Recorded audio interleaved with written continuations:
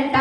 ఆ శ్రమల్లో పాలివాడైనందువల్ల, ఆ శ్రమలు ఎదుర్కొంటున్నందువల్ల, ఆ శ్రమలో ఉన్న వారిని బయటికి లాగటం వల్ల రాజ్యములోను సహనములోను పాలివాడనైన యోహానను నేను.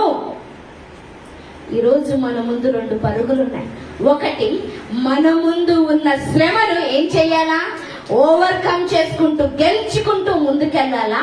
రెండోది, అట్లాగా చాలా మంది జీవితాలు చీకటిలో ఉన్నాయి, చాలా మంది జీవితాలు పాపంలో ఉన్నాయి, చాలా మంది జీవితాలు వ్యసనాల్లో ఉన్నాయి.